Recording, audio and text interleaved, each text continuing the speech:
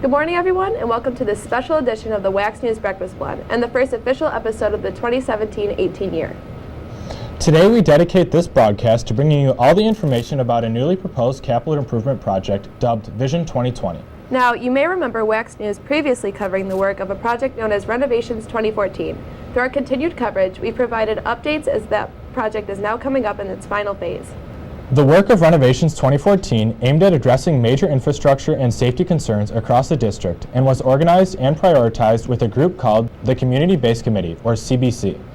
Some of the major items addressed were constructing the secure entrances at the middle school and high school buildings, a major overhaul of the high school cafeteria, significant reworking of the intermediate and middle school instrumental music suite, the Alden Community Playground located at the intermediate school, the LED lighting upgrade at the athletic field, redoing the primary bus loop, and a whole lot of roofs at the middle school, high school, and intermediate school, and bus garage, just to name some. After all of that work was said and done, the CBC found out that there was funds left over in the project. The committee looked to address some of the items that originally couldn't fit into the scope of Renovations 2014 with those leftover funds. The leftover funds is why we were able to recently address concerns with the eaves at the primary school and remodeling the deteriorating entrance at the intermediate school. It is important to note that all of the items that the Community-Based Committee discusses stem from what's known as a building condition survey, which is done by the third-party company who addresses the district's buildings and infrastructure. The survey identifies areas of concern and provides the district with a timeline of how long they have to address it before equipment or infrastructure is expected to fail or simply be beyond its useful life. Currently, the Building Condition Survey has identified upwards of $35 million worth of work across the district. While that number seems overwhelming, keep in mind that some of those items identified may be 10 or more years out. The Community-Based Committee works to review that information with district officials and identify the most pressing items and the most logical and financially responsible ways to address them. We spoke with Community-Based Committee member and former Mayor Dick Kegler about the involvement with the CBC and their work ahead of the capital project proposal. Back in 2013, Superintendent of Schools, Mr. Stoltman, put out a request for the public to see if they would like to join the committee to look at the updating of the school system through the projects that we've done. First project that we were concerned with was Renovations 2014. One of our main concerns at that time was to do the structural and mechanical portions of the schools, meaning the roofs, pointing of the buildings and that, the flashings, new boilers and things like that. One of our ideas was that we wanted to keep the kids safe and warm inside. We wanted to make sure that everything was structurally sound for them to be inside here. They've taken on with the security systems in the schools now to keep the students safe. That's basically it, what we wanted to do through that first round. About a year ago, seeing that Renovations 2014 was winding down, the project was almost complete. Mr. Stoltman again called upon us to come up with some ideas for something new to come in. Again, we're going to address structural and mechanical problems in some of the schools. We are taking into consideration, like we did back then, all the buildings or all the campuses that the school has and takes care of. To me, it's the updating of everything and the remodeling of everything. I look at it as my home. You certainly want to update stuff to keep it in running condition. Like I say, it's going to be used for a long time yet. It's not going to go away. And cost-wise, I look at two things. Number one, cost. Most of it is going to be covered. There's going to be no increase on the tax rate, except for the pool. That's going to be one thing that's going to have an increase on it. But I still look at that cost is still low, and I look at who's going to be paying that. And I have two children that live here, have their own homes. I now have a grandson who just purchased a home here in the town with his wife. They're going to be paying on it, and when you can do this type of a project, this magnitude, and include that with Renovations 2014, we're looking at $25 million worth of improvements over them two projects. And this is a great thing as far as I'm concerned. If you could do that with your home, that would be beautiful. But it's just one of those things that I just feel that a project of these magnitudes is something that the people in the school district should be proud of. The school has done a good job with doing their homework, keeping those reserves there. That's a very important thing. I think this is a project that's deserved in the community. It's not just for the students. It's not just for the school here itself. It's for the entire community. It's going to help keep the adults in the community. Things can be brought back into the school system. I know we talked about the school down the roads hosting the sectionals and for the kids and things like that. That brings people into the community and allows basically money to be spent here. You're going to have a lot of outsiders when you bring division championships or sectional championships into the area. And I know with the cross-country meet that was just held this past weekend, you get 400 kids and 800 parents. That's a lot of people here to look forward to, and it does a lot of good for the community. So these projects I really think they're worthwhile here to have here. Like Mr. Kegler just said, after nearly a year of meetings with architects, contractors, and school administrators, the Community-Based Committee is proposing this capital project in 3 different propositions, which can be broken down as the following. Proposition 1, protect the community's investment and focus on the safety of our students. Proposition 2, address a major district and community resource. And Proposition 3, enter into an energy performance contract to invest in building infrastructure. Our news team has been breaking down what each proposition entails, and our team coverage of Proposition 1 begins with Samantha Bishop at the Intermediate School. Sam? Hi, I'm Sam Bishop with Wax News. I interviewed Intermediate School Principal John Mikulski on the proposed capital project regarding the Intermediate School corridors. I sat down with him and asked him why he thought these renovations would be necessary. So, as you're aware, this past year there's been a lot of work being done on the outside of the building as part of the Renovations 2014 project. So it's logical to kind of bring that work inside. So I think updating the hallways is really the first logical step to doing that. This building has a lot of history to it. There's 3 or 4 buildings that are all put together to make up the intermediate school, and those buildings range from the 1914 building on Park Street up to the 1951 building, which houses our 3rd, 4th, and 5th grade students. Each of those buildings has a lot of history to it, but at the same time they're all kind of separate in different ways. So updating the hallway is a way to make it a little bit more continuous and bring the building together. The renovations are going to brighten up the space here, and that's, I think, important to have that visual appear when you come in the building. The colors currently are a little dated, so it's going to be an opportunity to just freshen up the place and really go along with the spirit of what it means to be a student at the intermediate school. Now back to Alex and Brooke in the studio. And that's true. When you walk into that nice new entrance in the intermediate school, it transitions into a dark and dated area. For sure. The area needed some substantial upgrades for quite some time, and I think everyone agrees. The challenge, I think, for the design team will be to preserve the historic look of the building. Right. That side of the building is actually from the 1930s, and of course it bumps up into the Park Street side built in 1914, which was the old high school building. The next item on the list for Proposition 1 is just down the hall from the intermediate corridors in the science wing of Alden Middle School. For years, science teachers and students have been faced with a dated environment and disrepair that is certainly not conducive for modern learning objectives. For more on the science rooms and the work need to be done there, we go to Spencer Kepner, who is able to meet with the staff at the middle school. Hi, I'm Spencer Kepner with Wax News, and I'm reporting on the condition of the science rooms in the middle school. With the Vision 2020 capital project, if Proposition 1 passes, they will be repaired. Well, during labs, cleanup time is interesting because the countertops don't really come clean, and you can keep wiping them, and there's some wood showing. Can't have a projector mounted from my ceiling because of the way the ceiling is designed. The outdated gas lines, 6th graders often will turn the knobs thinking something's going to come out, but they're shut off, so it's a distraction. Countertops, cabinets, and the ceiling definitely needs to be done. Good. Clearly, the rooms are in poor condition and urgently need repairs. If Proposition 1 passes, money will be spent to repair the rooms at the middle school. Now back to Alex and Brooke in the studio. Across the parking lot, one of the top items identified as being at the end of their useful life is the track at the athletic field.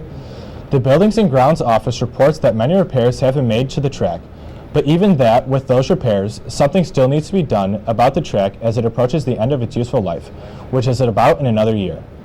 In the last several years, the athletic field has extended beyond hosting just football games, but boys and girls soccer games under the lights and countless track and field meets. However, as Kayla Durenda reports, all of those events face challenges as well. Hello, I'm Kayla Durenda here at Alden's Track. As you can see, the track is long outdated with only 2 years left and beyond its point of rehab. Along with the track needing to be repaired, the athletic field also needs to be addressed. When the new lights were installed, they intentionally placed them back further in hopes of the athletic field being ripped up for a brand new field. Issue of the track being replaced is in later years the football field will be replaced. That new track will have to be ripped up again. Proposition 1 will replace the entire track and the athletic field. Today, the Alden Bulldogs visited the Hamburg Bulldogs and their state-of-the-art athletic field, and we found out the perks of that facility. Question. I think the impact is a positive one. Our school is always among the top schools in terms of scholar athletes, and I think having a quality facility, it helps us to recruit young people to be involved in our programs, and B, then we have them there and we can use it for educational athletics and explain to them the benefits of athletics and that it's a privilege, not a right to be involved. But I certainly think our community takes great pride in it, our students take great pride in it, and I think it's a positive along those lines. Well, the perks are it's state-of-the-art. You know, it's a facility like you would see on TV for colleges and professionals, okay? Safety-wise, you know, the one thing that doesn't happen in the turf that happens in the grass is a student's cleat gets stuck, you know, so that's not going to happen here. There's certain, especially in the spring where the weather is very difficult, there may be teams that call us and say, hey, can we use the facility? And if we can, we do. We host we've hosted the ECIC track meet. We've hosted the Far West regionals for boys lacrosse. So a quality facility gives you the ability to perhaps do those things. Again, we have phys ed every day, middle school and high school if the weather is cooperating. But one of the real perks is in the early spring season where everybody's fields are still drying out. You know, we can have boys and girls lacrosse practice here. We do have baseball and softball practice from time to time where they can get their ground balls, their pop flies, that kind of thing. So that's certainly, you know, while some people can't get out in their field, we've even had scrimmages, you know. And the snow, basically as the weather begins to break, there'll be snow out there. We've usually put the boys and girls lacrosse team out to do some conditioning, and they run through it, and that seems to help. But the snow dissipates fairly quickly. It dries fairly quickly. Coach Colley had the time to talk about the impact of the athletic field on the community. The community, our village and town rec, and the town of Boston, all of which can come to Hamburg High School, their recreational programs use our facility. We invite the young people in those facilities to be participants at like halftime events and things of that nature. So we try to make it a situation where it's something for the kids to work for, because once they make the varsity and if they're on a field, they're going to play, whether it's girls soccer, football, field hockey, lacrosse, it doesn't matter. They'll be on our field for their games. From Hamburg High School, I'm Kayla Durenda. Our very own Brooke Meyer was just down the hall at the Wilson R. Conrad Memorial Auditorium, a district and community asset, to look at the next item under Proposition 1. And this is what she learned. Hi, I'm Brooke Meyer from Wax News, reporting from the Auditorium. In Proposition 1 of the upcoming capital project known as Vision 2020, new updates are planning to be made to the auditorium house lighting system. As you can see, the lighting here is in need of some improvements. There is a dramatic difference from when I stand here and when I stand here. This is just one of the many issues with the auditorium lighting. I interviewed Mr. Mashi regarding the problems with the lighting system and the plan to improve it. Here's what he had to say. The lighting system when it was installed was kind of at the end of the technology wave for theatrics. Very soon after, everything started shifting towards LED technology. And we're very fortunate here that we've been able to have updates to the stage lighting system so that we are running on LEDs there, which is very great for the terms of energy efficiency and limiting the heat on stage for the performers and kids in concerts and that sort of thing. The flip side of that is that the house lighting system that we are using is still very old. The system is powered actually off of a floppy disk that runs the program for that system, and obviously that means that it's a little dated. So the house lighting system that you see behind me actually is used for all of our events, whether they be community events, ceremonies, musicals and plays, concerts, assemblies, that kind of thing. Mr. Mashi emphasized that this renovation is so important because the auditorium is not just the high school auditorium, it's the district auditorium. And that means that we house events for all students K through 12 and as well as our community. So the lights log a lot of hours. Every time the space is on, the house lights are on. The stage lights might not be, but the house lights are. And the fixtures are just simply going bad. Any given time, there's numerous lights that are out. It takes school maintenance or custodial staff members to change those fixtures, so there's a spotter and somebody up top changing them. So the benefit of doing this project is simply that we can continue to provide an incredible resource with some of the best technology and have that resource available for our school and our school community to continue to use. This is just one of the many renovations that will be made if Proposition 1 passes. From Wax News, I'm Brooke Meyer. Now back to the studio. Next up, the community-based committee identified the district's fuel tank at the bus garage to be a timely concern as well. Alex Ward met with Transportation Supervisor Deborah Hoffman to talk about those concerns and, little do most people know, how it impacts the community's resources as well. Hi, I am Alex, and a reporter from Wax News. I am here to report on the underground gas tank by the bus garage. It is part of Proposition number 1 of the capital project vote. This proposition focuses on protecting community investment and safety of the students. I spoke with Ms. Hoffman. She is the supervisor of transportation. We need to replace the fuel tank because it was installed underground in 1986. The average lifespan of a fuel tank is between 20 and 30 years. So we're at 31 years right now, and probably before we even get to replacing it, it'll be another 2 years. Using the fuel tank right now is 197 vehicles, because not only is it our buses, it's buildings and grounds. We have the Alden Department of Public Works, the Alden Fire Department, the Crittenden Fire Department, so we all utilize the unleaded tank. The fuel tank was installed in 1986. It's a steel, double-lined, underground gasoline fuel tank. Well, because of all of the companies that use it, you know, the town, the bus garage, buildings and grounds, we get our fuel at a discounted rate. But what we want to make sure is that it's a safe, because of all the additives that are in gasoline. If it would happen to have a leak, it would probably pollute our groundwater. And because of the chemicals they put in gasoline to protect the air, they're very water soluble, and they would go immediately into the water. They keep a lot of detailed records of how much gas has been used and how much is in the tank. They do this to see if there are any leaks underground. If there was a leak, cleanup is expensive. The tank would need to be removed and replaced. The soil and water would have to be treated. We would have to pay fines. The Environmental Protection Agency is in the process of updating regulations and may require all underground tanks to be replaced. Another item on the transportation end of things is the parking lot at the primary school. You might remember that the bus loop end of the parking lot was completely redone in Renovations 2014. Now the community-based committee has decided the issues on the parent and visitor side need to be addressed as well. Brittany Chase has more on that for us now. The board has discussed the proposal for the primary school located on Broadway near Town Line. The proposition states that they want to make a new drop-off system in front of the school. Right now, with the system that they have, it gets very crammed in the mornings and afternoons with dropping off and picking up the children. The proposition states that they will make a loop around the front entrance and make it a one-way. This kind of system is already done for the middle and high schools, which makes it easier in the mornings and afternoons. The primary school already has a loop for the busage, which ever since Renovations 2014, the loop has made it easier and safer for dropping and picking up the kids. For this proposition, I interviewed Mr. Lyons, who is the principal at Alden Primary School.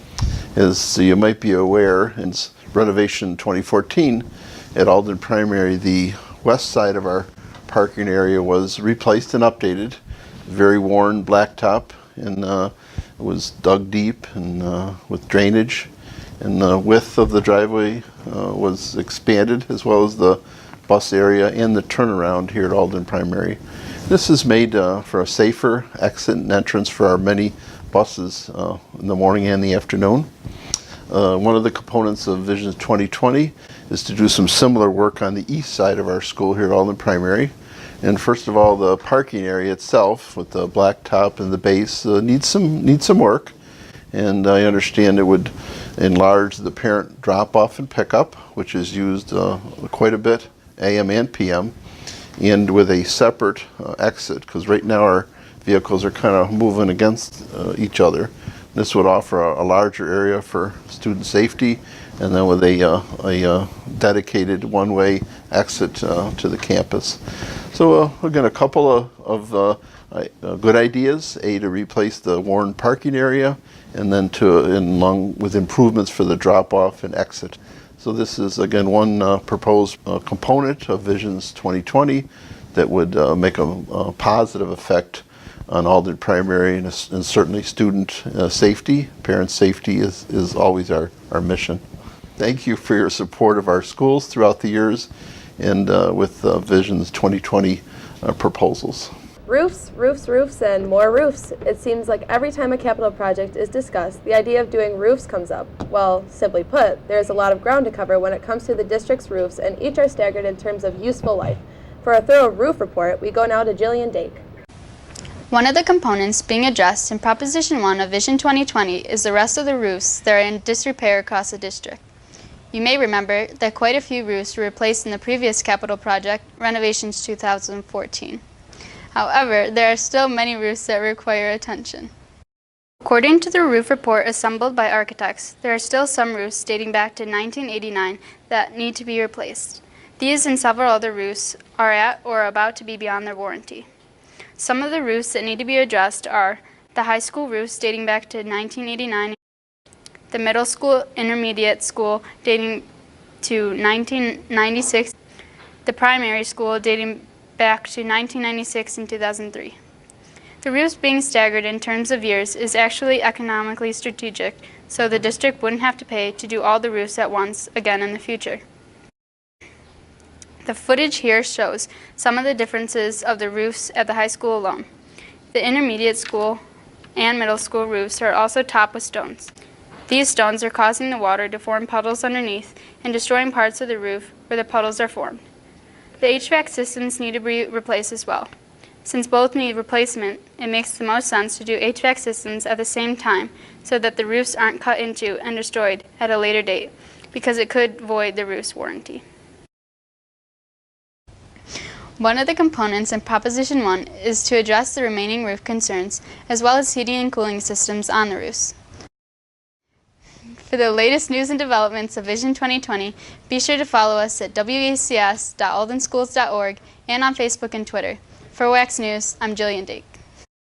And that wraps up all of the components of Proposition 1 of Vision 2020. So in summary, that's renovated science rooms at the middle school, a new athletic field and track, renovated locker rooms for the high school pool, replacing the house lighting package for the district auditorium, replacing the fuel tank at the bus garage, renovating the parking lot and the primary school, renovating the remaining roofs around the district, and remodeling the corridors at the intermediate school, all in no further cost or tax impact to taxpayers in the community. This morning, we've been talking all about the proposed capital improvement project, Vision 2020. We just wrapped up Proposition 1, a proposition with an emphasis on warm, safe, and dry components, plus items that address athletics and community use, as well as academic and arts and music. Now, looking at Proposition 2, we dive into issues facing major school and community resource, the district's pool. Our very own Alex Lee investigated for us. Proposition 2 of Vision 2020 is aimed at updating a large school and community asset, the high school pool. Looking at our facility, it is no secret that there are many issues that need to be addressed. Our facility has grown old beyond its useful life, as it was built to the original building that was opened in 1964. You may remember that the phys ed side of the locker rooms, both the boys and girls sides, were renovated at the high school as part of the Renovations 2014. However, the outer portion of the locker rooms, including the shower and changing area for the pool, was not in the scope of the work for that project. This means that unfortunately, the pool side of the locker rooms are still in disrepair. The showers, lighting, and general infrastructure are beyond the useful lives. All of these concerns would be addressed in the work associated with Proposition 2. Anyone wishing to watch a swim meet or swim lesson will quickly realize that these bleachers become uncomfortable, cramped, and a very warm place to sit. Post work of Proposition 2, there would be comfortable seating for approximately 300 people, including ADA seating. This would bring Alden up to par for sectionals and other athletic contests. It would also provide a more comfortable area for recreation programs and swim lessons.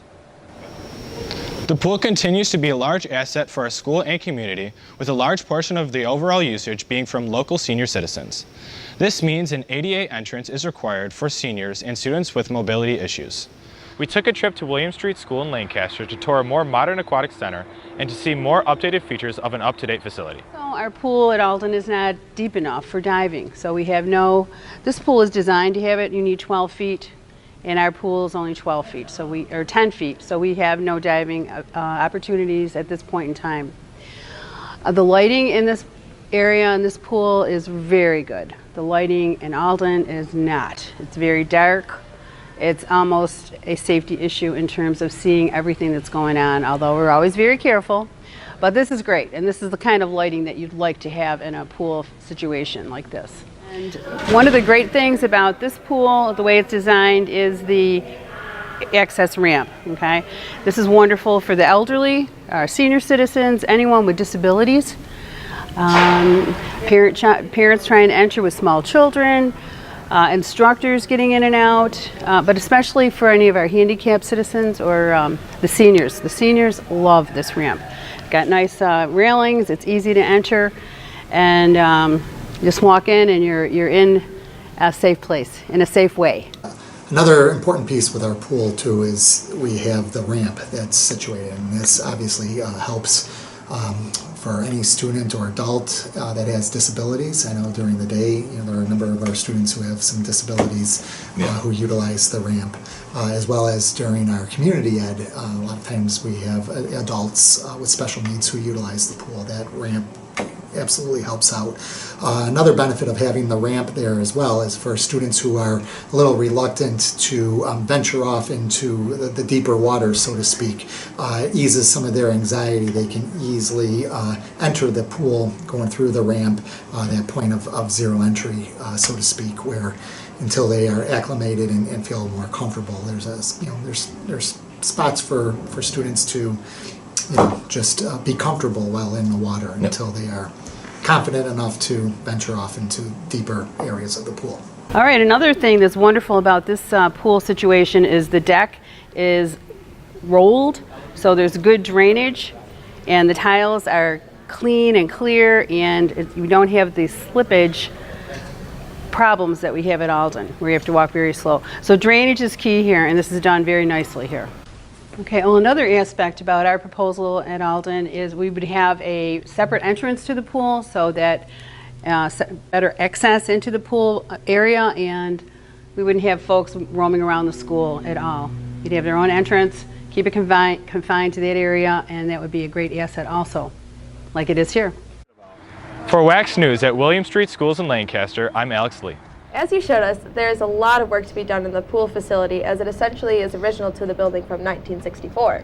That's right. The difference with Proposition 2 from the others is that there's a slight tax impact on the community. Granted, the district hasn't had a tax increase in several years now. But simply put, there are almost $6 million worth of work to be done at the pool, and it's probably used as much, if not more, by the community. Right. One of the conversations had with the architects is that basically a 50-year investment, if not more, because the pool has survived 53 years now. Granted, it is in disrepair, which has got us into this point. In the grand scheme of things, about $4 a year for that facility is a great deal, looking at the plans the architects have come up with. Today we're talking about all the aspects of the proposed capital project, Vision 2020. We've summarized Proposition 1, a proposal with an emphasis on warm, safe, and dry components, plus items that address athletics and community use, as well as academics and arts and music with zero tax impact on the community. Proposition 2 is a full renovation of the current pool to be a state-of-the-art aquatic center for the school and community, which will be used for decades at a slight tax impact for the community. Proposition 3 is also aimed at addressing much-needed upgrades for the district's infrastructure related to energy efficiency by entering into an energy performance contract, or EPC. We go to Zach Bennett, who sat down with our superintendent, Mr. Stoltman, to discuss what an EPC entails. Proposition 3 of the proposed Vision 2020 capital project is entering an energy performance contract, or an EPC. An EPC is an agreement that the district does with a contractor to focus on energy upgrades to the school and the district, such as aging HVAC, lighting, and electrical systems. We sat down with Mr. Stolman to see what the district was looking to do with an EPC. The major benefit to an energy performance contract is simply that the savings from all the work being done pays for the work, pays for the equipment, pays for the improvements that are made. The district is considering entering into an energy performance contract for that simple reason. It's an opportunity for us to get a substantial amount of work completed and paid for through energy savings. Some of the initial scope of the project for the energy performance contract include improving our lighting fixtures and our lights to LED, which are incredibly more efficient and utilize much less energy. Other items include the replacement of the boilers at the primary school and a boiler here at the high school. The other things we're looking at is the systematic devices that we use to control our heating ventilation systems. In addition to that, we are also identified opportunities in some of our gymnasiums to install fans in the ceilings to push some heat down in the winter. As you can imagine, heat rises and it gets trapped up in our ceilings, and by just simply installing fans every so many feet, you can push that heat down and thus reduce the heating cost in that area.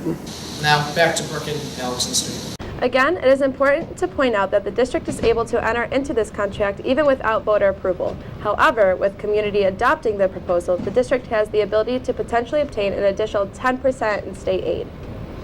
Well, all that's left now is to get out and vote. Vision 2020 is out for a community vote on December 12th at the high school in the cafeteria. The community can vote on all three propositions. Again, in summary, Prop 1 covers warm, safe, and dry items, including athletics and community areas, and requires no tax impact for the community. Proposition 2 is a full remodel of the pool at the high school to be a state-of-the-art resource for the school and community, with a tax impact of approximately $4 a year for a $100,000 home. Prop 3 is the energy performance contract with no future tax impact on the community. The EPC is aimed at addressing energy efficiency concerns, where the cost of saving essentially pays for the work that is done. Again, the capital project vote is on December 12th at the high school in the cafeteria. That about does it for this special edition of The Breakfast Plan. For the latest Vision 2020 updates and Alden news, be sure to follow us through our website, wacs.aldenschools.org, and on Facebook and Twitter by searching WACS News. Thanks for waking up with us. For WACS News, I'm Alex Lee. And I'm Brooke Meyer, and that's what's happening in your world today.